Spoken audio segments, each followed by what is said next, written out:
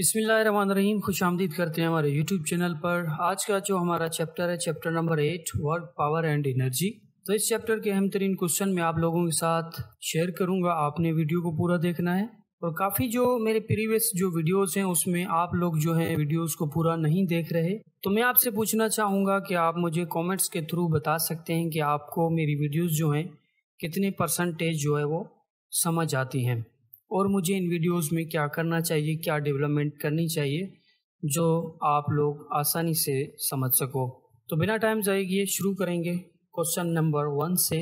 Question number 1 है the SI unit of work is, तो इसका आंसर है जूल। क्वेश्चन नंबर 2 है the SI unit of power is, तो इसका आंसर है वाट।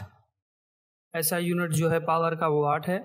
क्वेश्चन नंबर 3 है इज एनर्जी इज वेक्टर और स्केलर, तो आइए इसका आंसर देखते हैं। आंसर है स्केलर क्वांटिटी। तो क्वेश्चन ने हमसे पूछा कि एनर्जी जो है वो वेक्टर है या स्केलर है, तो जो हमें आंसर मिला वो है स्केलर क्वांटिटी। तो एनर्जी स्केलर क्वांटिटी है, तो ये पॉइंट आप ज़रूर नोट कीजिएगा। Energy is the ability to do work and work is a scalar quantity. It is a scalar quantity. Energy जो है वो एबिलिटी टू वर्क है, वर्क क्या है, स्केलर क्वांटिटी है। तो यहाँ एक टेबल शो करना चाहूँगा जो कि प्रीवियस वीडियो में मैंने की थी स्केलर एंड वेक्टर क्वांटिटीज़ के हवाले से। स्केलर क्वांटिटी जो है mass, length, distance, speed, power, energy, work, ये आप ज़रूर नोट करें। एंड वेक्टर क्वांटिटी जो है displacement, velocity, acceleration, force, weight, friction, momentum. बढ़ेंगे नेक्स्ट क्वेश्चन की जानिब। क्वेश्चन नंबर 4 है if the velocity of a body is double its kinetic energy becomes. एक वेलोसिटी है एक बॉडी की जो कि वो डबल हो जाए तो काइनेटिक एनर्जी क्या होगी। तो आइए इसका आंसर देखते हैं। आंसर है 4 टाइम्स वो इंक्रीज हो जाएगी। तो यहाँ मैं एग्जांपल शो करना चाहूँगा। सिचुएशन जो है हमारे पास car travelling on highway, initial जो वेलोसिटी हमारे पास 60 किलोमीटर पर आवर है और डबल वेलोसिटी जो है 120 किलोमीटर पर आवर है। तो अब वो चेंज हो रही है काइनेटिक एनर्जी में, increase by a factor of 4। वो 4 टाइम्स जो है वो इंक्रीज हो जाती है काइनेटिक एनर्जी में आकर। तो क्वेश्चन में आपसे ये भी पूछा जा सकता है velocity of car, velocity of बस, बॉडी की जगह कुछ भी आ सकता है। तो आपने अपना कॉन्सेप्ट जो है वो क्लियर रखना है ताकि आप उस क्वेश्चन को जो है इजीली हल कर सकें। क्वेश्चन नंबर 5 है the energy due to motion is, तो आइए इसका आंसर देखते हैं। आंसर है काइनेटिक एनर्जी। यहाँ एग्जांपल शो करना चाहूँगा ताकि ये क्वेश्चन जो है आप लोगों को क्लियर हो सके कि एनर्जी ड्यू टू मोशन वो कैसे। तो यहाँ एग्जांपल शो करना चाहूँगा ताकि ये क्वेश्चन जो है आप लोगों को समझ आ सके। तो यहाँ पर हमारे पास situation, energy due to motion and general life example है। तो सिचुएशन में हमारे पास जो है मूविंग अ व्हीकल है और एनर्जी ड्यू टू मोशन जो हो रही है वो काइनेटिक एनर्जी है। और जनरल लाइफ एग्जांपल जो हमारे पास car moving on a road है। और सेकंड एग्जांपल हमारे पास जो है वो है rotating fan blades, rotational kinetic energy है ये, ठीक है, सेलिंग फैन रोटेटिंग। और थर्ड हमारे पास जो एग्जांपल आ रहा है वो स्पिनिंग टॉप यानी रोटेशनल काइनेटिक एनर्जी है। जनरल लाइफ एग्जांपल जो है children's toy spinning. Fourth example हमारे पास है स्विंगिंग पेंडुलम। एनर्जी जो है वो है kinetic energy, pendulum swinging back and fourth. Fifth हमारे पास जो एग्जांपल आ रही है इस क्वेश्चन के related rolling ball translational kinetic energy, जो कि रोलिंग हम बॉल करते हैं जैसा कि जनरल लाइफ एग्जांपल में है बॉल रोलिंग डाउन अ हिल। और लास्ट वन जो है हमारे पास एग्जांपल इस क्वेश्चन के related flying birds kinetic energy, birds in flight. तो ये कुछ एग्जांपल थे जनरल लाइफ के, मैंने आप लोगों के साथ शेयर किए। उम्मीद करता हूँ आप लोगों को ये क्वेश्चन जो वो क्लियर हो गया होगा। बढ़ते हैं नेक्स्ट क्वेश्चन की जानिब। नंबर 6 है if the force and displacement is opposite to each other then the angle between them is. तो आइए इसका आंसर देखते हैं फिर इसको डिस्कस करेंगे। आंसर है 180 डिग्री। तो अब यहाँ पर इस क्वेश्चन ने जो हमसे पूछा फोर्स एंड डिस्प्लेसमेंट जो है वो अपोजिट है ईच अदर और इन दोनों के बीच में जो एंगल है वो कितने डिग्री होगा। तो हमें जो आंसर मिला वो 180 डिग्री है। तो यहाँ कुछ एग्जांपल्स शो करना चाहूँगा ताकि आपको ये क्वेश्चन जो है आसानी से क्लियर हो जाए। फर्स्ट एग्जांपल हमारे पास जो है वो है pushing a box. Force direction जो हमारे पास वो है लेफ्ट एंड डिस्प्लेसमेंट डायरेक्शन जो हमारे पास है वो राइट है। Angle between force and displacement जो हमारे पास आ गई वो 180 डिग्री आ गई। एंड सेकंड एग्जांपल जो हमारे पास वो मौजूद है इस क्वेश्चन के रिलेटेड, पुलिंग अ रोप, और उसकी फोर्स डायरेक्शन जो है अपसाइड है एंड डिस्प्लेसमेंट डायरेक्शन जो है वो डाउन है। तो इसका एंगल जो हुआ 180 डिग्री हुआ। और थर्ड हमारे पास जो एग्जांपल है इस क्वेश्चन के related, sliding a book on a table, force direction जो है इसकी बैकवर्ड है और डिस्प्लेसमेंट डायरेक्शन जो है वो फॉरवर्ड हो रही है और 180 डिग्री इसका एंगल है। फिफ्थ एग्जांपल देना चाहूँगा यहाँ पर, स्ट्रेचिंग अ स्प्रिंग, तो फोर्स डायरेक्शन जो वो कंप्रेस्ड है, यानी आप उस स्प्रिंग को जो कंप्रेस कर रहे हैं, और डिस्प्लेसमेंट डायरेक्शन जो है वो एक्सटेंड हो रही है उसकी स्प्रिंग की। तो angle between force and displacement जो हो रहा है वो 180 डिग्री हो रहा है।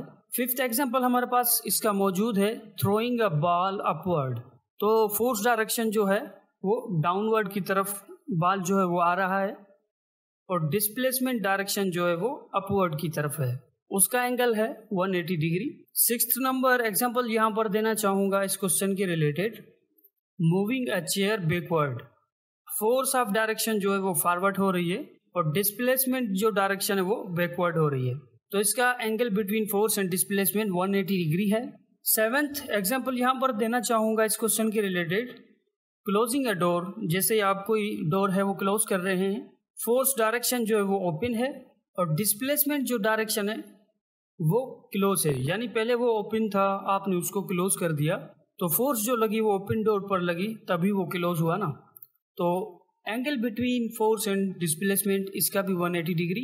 तो आठवां एग्जांपल हमारे पास जो मौजूद है, wind pushing against a flag, तो फोर्स ऑफ डायरेक्शन जो हो रही है वो लेफ्ट साइड हो रही है और डिस्प्लेसमेंट डायरेक्शन जो हमारे पास हुई वो राइट हुई, तो इसका एंगल जो है 180 डिग्री होगा। और लास्ट एग्जांपल है, applying a brake on a bicycle, bicycle जो है वो फॉरवर्ड चल रही थी, फोर्स ऑफ डायरेक्शन जो है वो फॉरवर्ड है और डिस्प्लेसमेंट डायरेक्शन जो बैकवर्ड है, तो इसका angle between force and displacement 180 degree होगा। तो उम्मीद करता हूँ आप लोगों को ये क्वेश्चन जो है क्लियर हो गया होगा, क्योंकि इसमें काफ़ी सारे मैंने आप लोगों के साथ जनरल लाइफ एग्जांपल्स शेयर किए विथ रिलेटेड दिस क्वेश्चन। तो बढ़ते हैं नेक्स्ट क्वेश्चन की जानिब। क्वेश्चन नंबर 7 है, the energy stored is a stretched spring is called, तो आइए इसका आंसर देखते हैं। आंसर है इलास्टिक पोटेंशियल एनर्जी। तो ये पिक्चर जो है आपके लिए बेस्ट एग्जांपल है, व्हेन कंप्रेस्ड और स्ट्रेच्ड अ spring gain elastic potential energy, जैसा कि एक स्प्रिंग है वो स्टैटिक पोजीशन में, आप उसको कंप्रेस कर रहे हैं या फिर स्ट्रेच कर रहे हैं, खींच रहे हैं यानी, तो इन दोनों में जो एनर्जी स्टोर है वो इलास्टिक पोटेंशियल एनर्जी स्टोर है। और ये पॉइंट आप ज़रूर देखिएगा, पीई से डिनोट किया जाता है इलास्टिक पोटेंशियल एनर्जी को, and elastic potential energy and it's expressed in joule. तो बढ़ेंगे नेक्स्ट क्वेश्चन की जानिब। क्वेश्चन नंबर 8 है, if the force is in the same direction as the displacement the work is, तो आइए इसका आंसर देखते हैं। आंसर है पॉजिटिव। क्वेश्चन में हमसे पूछा गया फोर्स जो है एक सेम डायरेक्शन में एज द डिस्प्लेसमेंट, यानी कि फोर्स की भी एक ही डायरेक्शन है और डिस्प्लेसमेंट की भी एक ही डायरेक्शन है, तो जो हमें आंसर मिला, जो वर्क हमें मिला वो है पॉजिटिव। तो यहाँ एग्जांपल शो करना चाहूँगा ताकि आपको ये क्वेश्चन जो है आसानी से क्लियर हो सके। Pushing a car, force direction, यहाँ पर फोर्स ऑफ डायरेक्शन की बात कर रही है, यानी कि कौन सी डायरेक्शन में जो है वो फोर्स लग रही है। तो यहाँ पर फोर्स जो है वो फॉरवर्ड हो रही है और डिस्प्लेसमेंट डायरेक्शन है वो भी फॉरवर्ड हो रही है, तो वर्क डन पॉजिटिव होगा। और सेकंड जो एग्जांपल हमारे पास है, पुलिंग अ सूटकेस अपवर्ड, फोर्स डायरेक्शन जो है अपवर्ड हो रही है, तो डिस्प्लेसमेंट डायरेक्शन भी अपवर्ड ही हो रही है, तो वर्क डन है वो पॉजिटिव है। और थर्ड वन एग्जांपल जो हमारे पास मौजूद है, लिफ्टिंग अ वेट, मिसाल की बात है किसी बिल्डिंग के ऊपर जो एक क्रेन मौजूद है वो नीचे से कोई वेट उठाकर अपवर्ड की तरफ लेके जा रही है, जैसा कि यहाँ पर मौजूद है फोर्स डायरेक्शन, और उसकी जो डिस्प्लेसमेंट डायरेक्शन है वो भी अपवर्ड है, तो वर्क डन जो होगा वो पॉजिटिव होगा। रनिंग डाउन हिल, किसी पहाड़ से आप नीचे आ रहे हैं तो फोर्स डायरेक्शन जो है वो डाउनवर्ड है और डिस्प्लेसमेंट डायरेक्शन जो है वो डाउनवर्ड है, तो वर्क डन जो है हमारे पास पॉजिटिव है। तो लास्ट एग्जांपल जो हमारे पास मौजूद है, विंड ब्लोइंग अ साइल। जैसा कि आपने मूवीज में अक्सर देखा होगा, पानी वाले जो जहाज होते थे पहले वो हवा के थ्रू, विंड के थ्रू चलते थे, पर्दे उसके ऊपर बड़े बड़े होते थे। तो जैसे ही वो हवा जो है पर्दों को टकराती थी तो वो जहाज जो है आगे की तरफ मूव होता था। तो यहाँ पर वही बात कर रहा है, जो फोर्स डायरेक्शन जो है वो फॉरवर्ड हो रही है और डिस्प्लेसमेंट डायरेक्शन जो है वो फॉरवर्ड हो रही है। तो वर्क डन जो हुआ वो पॉजिटिव हुआ।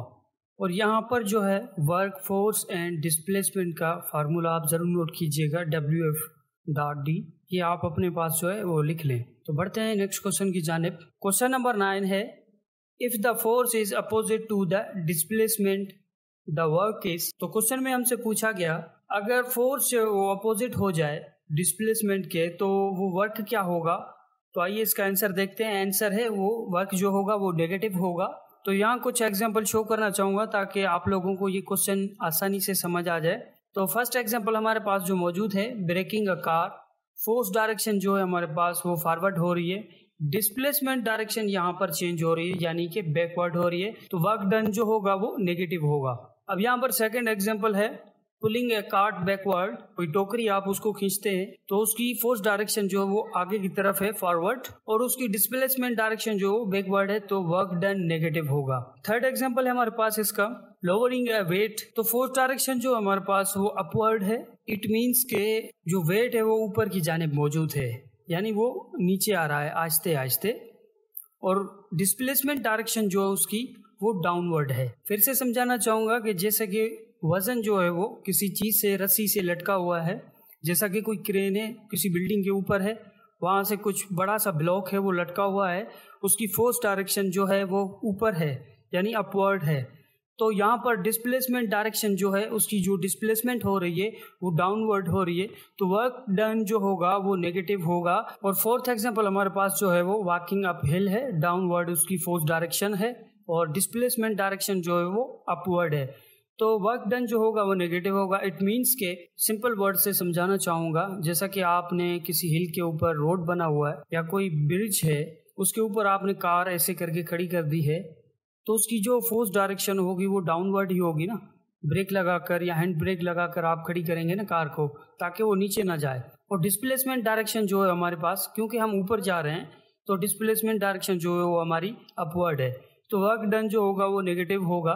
और फिफ्थ हमारे पास एग्जांपल है, विंड रेजिस्टिंग ए साइल। तो फोर्स डायरेक्शन जो है उसकी फॉरवर्ड है, यानी जहाज है उसके ऊपर पर्दे लगे हुए हैं और विंड जो है उसको रेजिस्ट कर रही है यानी कि रोक रही है, और उसकी जो जहाज की फोर्स डायरेक्शन है वो फॉरवर्ड है और उसकी जो डिस्प्लेसमेंट डायरेक्शन जो हुई वो बैकवर्ड है, तो वर्क डन जो हुआ वो नेगेटिव होगा। तो उम्मीद करता हूँ इस सारे एग्जाम्पल से आपको जो ये क्वेश्चन आसानी से समझ आ गया होगा। अगर किसी को क्वेश्चन समझ में नहीं आया तो आप कमेंट के थ्रू मुझसे पूछ सकते हैं, तो मैं उसका रिप्लाई आप लोगों को कर दूंगा। और यहाँ पर छोटी सी गुजारिश यहाँ पर यह भी करूँगा कि आप पूरी वीडियो को देखा करें, और वीडियो आप लोगों को अच्छी लगे तो आप कमेंट ज़रूर करें ताकि हमारी हौसला अफजाई होती है, क्योंकि हम इतनी मेहनत आप लोगों के लिए कर रहे हैं। बस आप लोगों के कमेंट्स की ज़रूरत होती है ताकि हम और अच्छी से अच्छी जो है वीडियोस बनाएं आप लोगों के लिए। तो बढ़ते हैं नेक्स्ट क्वेश्चन की जानिब। क्वेश्चन नंबर 10 है, if force is at right angle to the displacement the work is. एक फोर्स है at a right angle to the displacement, तो उसका वर्क जो होगा वो क्या होगा। जैसे कि प्रीवियस क्वेश्चन में एक था पॉजिटिव एक था नेगेटिव, तो इसका वर्क जो होगा वो क्या होगा। फोर्स जो है वो राइट एंगल है टू द डिस्प्लेसमेंट, तो आइए इसका आंसर देखते हैं। आंसर है वो 0 वर्क होगा। तो यहाँ एग्जाम्पल शो करना चाहूँगा कि 0 वर्क वो कैसे मुमकिन है। फर्स्ट एग्जाम्पल हमारे पास मौजूद है, car turning corner. Force direction जो उसकी फॉरवर्ड है और डिस्प्लेसमेंट डायरेक्शन जो है हमारे पास साइड वे यानी एक तरफ, तो वर्क डन जो होगा वो 0 होगा। सेकेंड एग्जाम्पल है, pushing a box side way, यानी एक तरफ से आप बॉक्स को जो पुश कर रहे हैं, तो फोर्स डायरेक्शन जो है उसकी अपवर्ड है और डिस्प्लेसमेंट डायरेक्शन जो है उसकी साइड वे है, तो वर्क डन हुआ 0। थर्ड एग्जांपल है, swimming pendulum. Force direction downward, displacement direction side way, work done जो हुआ वो 0 हुआ। जैसे कि पेंडुलम जो है वो फोर्स डायरेक्शन जो होगी ऊपर से जाकर फिर वो नीचे आएगा, तो फोर्स डायरेक्शन डाउनवर्ड इसको कहते हैं। और डिस्प्लेसमेंट डायरेक्शन वो एक साइड पे चला जाएगा। तो वर्क जो हमें मिला वो 0 मिला। फोर्थ एग्जांपल हमारे पास मौजूद है cycling in a circular path. तो फोर्स उसकी डायरेक्शन जो है वो फॉरवर्ड है और डिस्प्लेसमेंट डायरेक्शन जो है उसकी सर्कुलर है, क्योंकि वो सर्कुलर में डिस्प्लेस हो रही है, घूम रही है। तो वर्क डन जो हुआ वो 0 हुआ। तो वर्क डन जो है वो 0 वो कैसे, आपके माइंड में भी क्वेश्चन आ रहा होगा, तो इस पॉइंट से हम समझने की कोशिश करेंगे। The occur when the force does not contribute to the object motion in the direction of displacement। तो यहाँ पर जब मुमकिन होता है, 0 वर्क जब मुमकिन होता है जब फोर्स जो है वो कंट्रीब्यूट नहीं करती, जबकि ऑब्जेक्ट मोशन में हो और वो डायरेक्शन एंड डिस्प्लेसमेंट में भी हो।